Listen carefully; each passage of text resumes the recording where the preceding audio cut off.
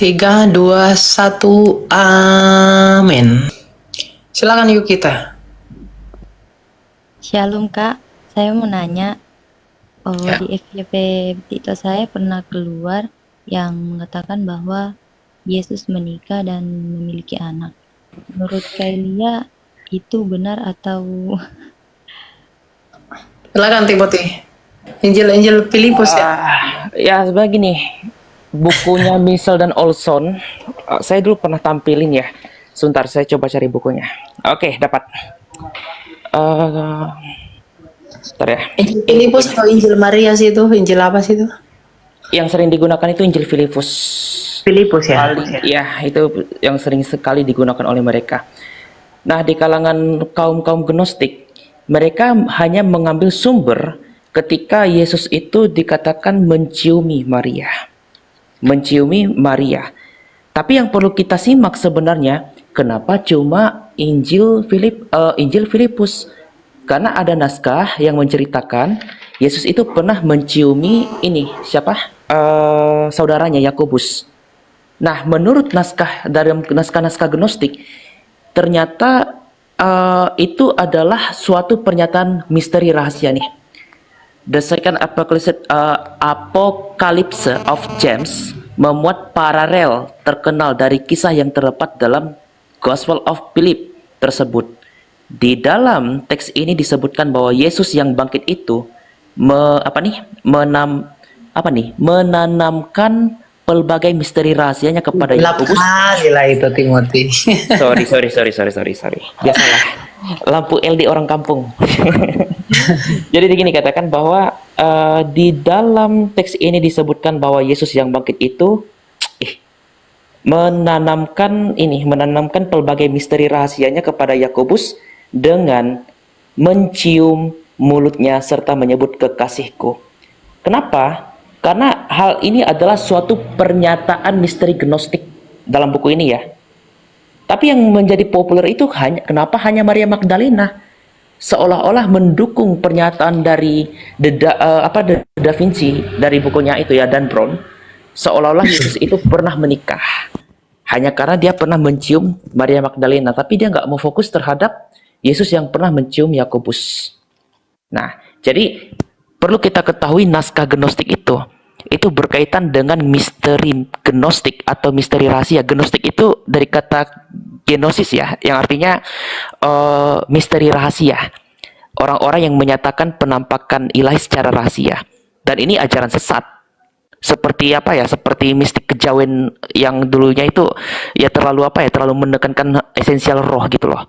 Dan ini tidak diterima oleh gereja awal dan dikutuk gereja awal. Bahkan Ignatius sempat menyindir mereka, Ignatius dari Antioquia, muridnya muridnya Petrus dan juga muridnya Yohanes ya. Nah, di dalam buku ini Olson sempat mengutip bahwa sebenarnya Yesus itu nggak menikah. Para sarjana berspekulasi bahwa pernyataan Yesus mengenai orang yang membuat dirinya demikian karena kemauannya sendiri oleh karena kerajaan surga, Matius 19 ayat 10-12, merupakan respon terhadap kecaman yang mengkritik dirinya yang tidak menikah.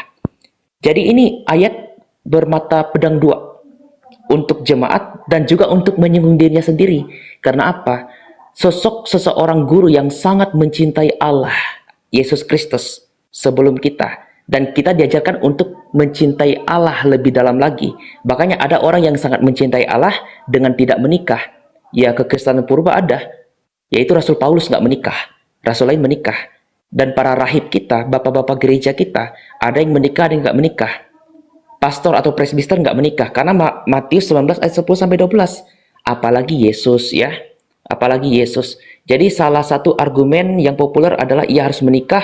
Sebab pada abad pertama di Palestina para rabi yang masih bujangan tidak dihiraukan. Ya karena yang mereka gunakan ini adalah tulisan dari Midrash Yahudi yang muncul tahun 70 Masehi.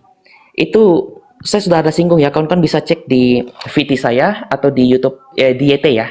Di situ saya ada sempat menyinggung pernyataan dari bukan Joseph Piffrey, McDowell dalam bukunya Among Us, dalam bahasa Indonesia itu Apologetika jilid kedua. Itu ditegaskan yang mereka menggunakan itu Midras Yahudi munculnya tahun 70. Rabi itu harus mengajar. Padahal ada naskah sebelum Midras ini, ada yang umur 30 tahun, Rabi bisa mengajar. Jangankan dari naskah-naskah Yahudi, naskah-naskah Eseni, orang-orang Eseni, Rabi mereka ada yang menikah, ada yang nggak menikah. Lalu kenapa memaksakan Yesus harus menikah? Hanya karena tradisi yang baru muncul, karena reformasi. Ya saya katakan reformasi, kenapa? Bait suci udah hancur. Golongan Bait suci, Rabi Akiva itu. iya, golongan Rabi Akiva. Jadi tidak bisa selalu mengukur pandangan rabinik untuk melihat akar yang sejaman dengan Yesus Kristus, karena ada sedikit yang direformasi, ada yang enggak. Gitu ya. Lalu gini, biasa ini sering digunakan oleh kalangan muslim. Untuk kalangan muslim saya menanyakan kepada Anda, pernahkah Anda membaca tafsir Ibnu Abbas? Pada dalam surah Al-Imran ayat 45, ayat 39, sorry, dikatakan bahwa Yahya mengikuti Nabi Isa yang disebut dengan Al-Hasyur, tidak memiliki syahwat. Tidak memiliki syahwat terhadap apa? Terhadap wanita, kata siapa? Kata Ibnu Abbas. Siapa Ibnu Abbas? Itu sepupu Nabi Muhammad. Kok kalian maunya pakai naskah gnostik? Kalian ini imannya berdasarkan apa? Berdasarkan Ahlul Sunnah wal Jamaah kah? Menggunakan hadis yang sahih, menggunakan ijma ulama, menggunakan kias. Lalu kenapa kalian pakai naskah gnostik? Kenapa? Yang munculnya baru abad keempat. Yesus enggak lahir pada abad keempat Masehi. Mari kita menggunakan logika yang sehat. Bahkan Ibnu Katsir saja mengatakan Yesus Nabi Isa tidak berkeluarga seperti Yahya yang tidak mengenal wanita. Itu 2 kali pernyataannya. Jadi kalau dia tidak memiliki syahwat, ngapain dia nikah? Karena pernikahan itu ada syahwatnya.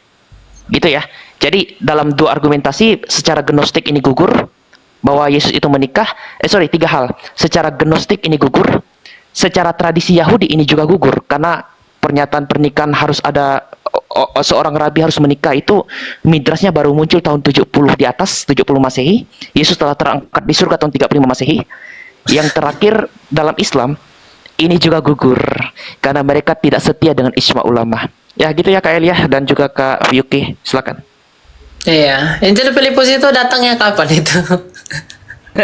Ya itu muncul abad keempat. Bahkan menariknya menariknya itu ya, bukunya Bapak Gereja Epiphanes dari Salamis, dia sempat menyebut Filipus, Injil yang dinamakan Filipus. Saya nggak tahu Injil Filipus yang disebut ini sama nggak dengan ini, tapi dia menyinggung penulis Injil Filipus ini adalah bidat borborit, yang dimana mempersembahkan perjamuan kasih itu dengan apa? Dengan cairan kemaluan.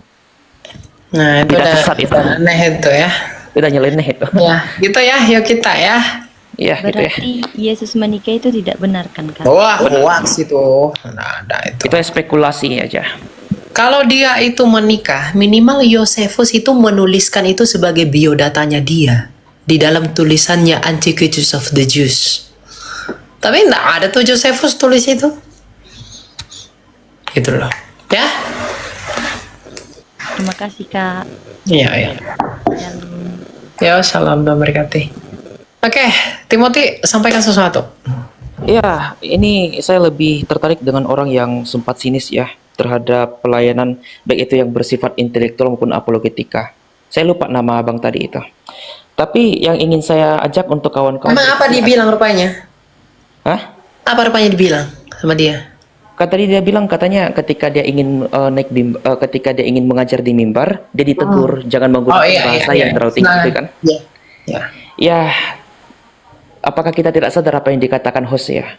Nabi Hosea pernah mengatakan dalam Hosea pasal 4 ayat 6, umatku binasa karena tidak mengenal Allahnya. Mau nggak kita binasa karena kita tidak mengenal Allah kita secara sempurna? Padahal Yesus sendiri pernah mengatakan dalam Matius 20 ayat 34, apa itu? Cintailah Tuhan Allahmu dengan segenap hatimu, jiwamu, dan akal budi. Akal budi dipakai juga loh. Mengenal dengan akal budi. Jadi kalau kita harus mengenal Allah agar tidak binasa, kenapa pelayanan untuk mewartakan firman? Mungkin itu sakit didengar. Atau mungkin sakit untuk dicerna. Karena apa? Allah itu transrasional. Kita nggak mau belajar. Karena apa? Kita memuaskan pendengaran. Pendengaran umat yang yang belum sanggup. Lama-lama karena ketidaksanggupan antara umat ini, akhirnya tidak ada kalangan-kalangan yang akan menjelaskan siapa itu Kristus tidak akan dapat menjelaskan Allah yang mereka percayai, baik itu berdasarkan data dan kritik tekstual ataupun dalam hal apa? Dalam hal histori. Ini yang kita takutkan. Padahal Alkitab mengatakan bahwa kita harus mengenal Allah kita agar tidak binasa. Bahkan pernahkah kita mencontoh kisah di mana Petrus dan Paulus dikritik oleh imam-imam Yahudi? Jangan kamu lagi mengajarkan Yesus itu. Dalam Kisah Rasul pasal 4 ayat 19-nya Petrus pernah mengatakan, silakan kamu memilih, kami taat kepada Allah atau kami taat kepada kamu. Seharusnya abang tadi itu juga atau kawan-kawan maupun kita semua, kalau dibilang, aduh jangan dong bahas tentang masalah apa teologi yang terlalu tinggi, kasihan umat atau nanti umat jenuh dan sebagainya. Pertanyaannya, kita mau mengikuti Allah atau mengikuti perkataan manusia? Saya pun juga mempelajari hal ini, itu prosesnya sulit. Bahkan jujur ya, kadang-kadang kepala saya itu pusing. Ya. Tapi karena kecintaan saya kepada Tuhan, ya saya ingin sekali mengenalnya, bagaimana sih mengenal Allah itu walaupun tidak sesempurna yang dapat dipahami dengan logika. Karena apa? Allah itu bukan tidak masuk akal, tetapi melampaui akal. Gitu ya. Ya, jadi belajarlah seperti Rasul Petrus, bahkan belajarlah seperti Tuhan Yesus Kristus. Ketika para murid itu pernah menegurnya, bahkan ada murid yang sempat mengundur ya, 70 murid itu. Dalam Yohanes 6 ayat 60, perkataan ini terlalu keras bagi kita. Siapakah yang dapat sanggup untuk mendengarkannya? Lalu mereka kabur, lalu meninggalkan Kristus, walaupun pada akhirnya kembali lagi sama Kristus. 70 murid ini. Hawario nih teh. Hawariun. Ya, pokoknya 70 murid lah. Rasul juga kalau dalam tradisi timur disebut rasul juga. Ya, kita harusnya belajar seperti Tuhan Yesus Kristus juga, di mana dia tidak memperdulikan pendengaran orang yang sulit. Itu Timothy jangan lupa yang meninggal jatuh dari loteng itu loh, yang Rasul Paulus loh. Ya, betul. Ya, betul itu. Saking lamanya Rasul mengajar. Betul lah. Ya, betul ya. Ya, mungkin itu aja sih yang bisa saya sampaikan Kak Elia. Semangat untuk pelayanan Kak Elia dan juga kawan-kawan ya. Mulailah dari sekarang untuk mengenal Alkitab. Mulai dari sekarang untuk mengenal siapa yang kita sembah. Tuhan Yesus memberkati. Iya, yang mau saya sampaikan begini. Orang Kristen zaman sekarang itu banyak yang gak suka dengan apa yang kita lakukan itu. Sekarang ini Timothy. Kenapa saya katakan begitu? Mereka berpikir begini. Iman itu urusan masing-masing.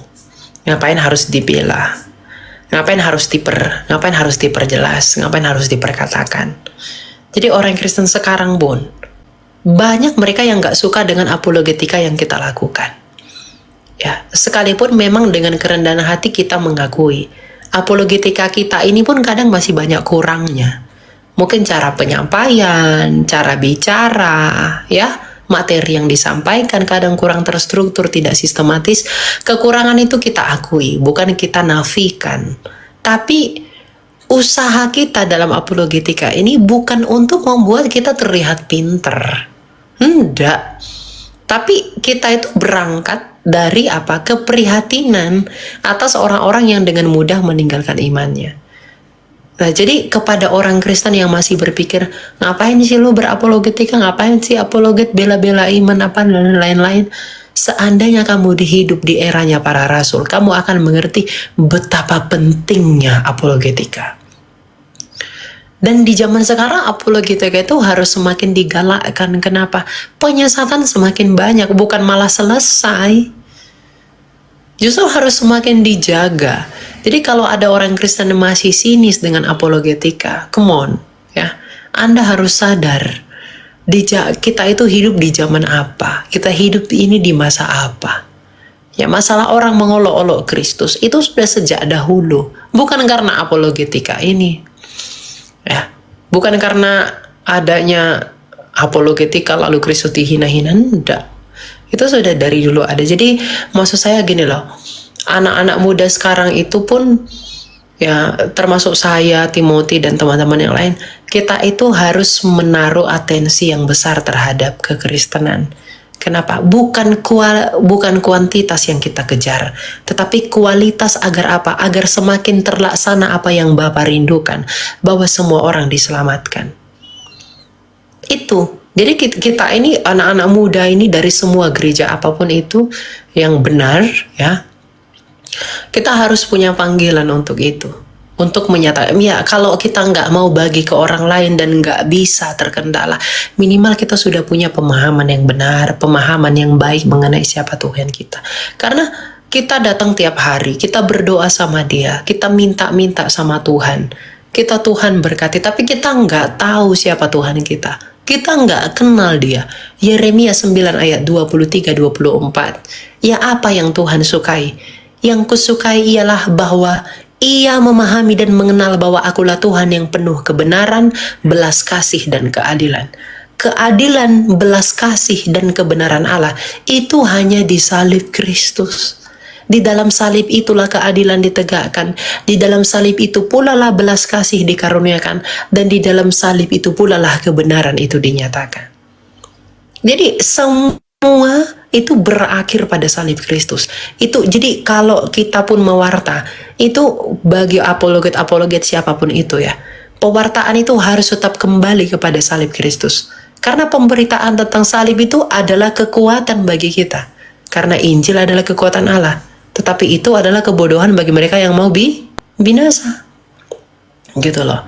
Ya, jadi jangan, ya, kita juga apologet ini, ya, mengevaluasi diri, ya. Jangan apologetika ini dijadikan adu untuk, wah, saya lebih hebat, saya lebih pinter, atau mungkin apologetika ini dijadikan kompetisi di luar Tuhan, dalam artian hal-hal yang tidak baik gitu, ya. Nah, teman-teman juga gitu harus bijak memandang, kenapa sih mereka melakukan ini, mengapa sih ini diperbuat, itu apa pentingnya. Nah, kalau kita sama-sama bersinergi, ya, untuk menjaga kawanan domba Tuhan, ya, maka kita akan bersukacita di dalam kepenuhan iman itu, gitu, ya. Jadi jangan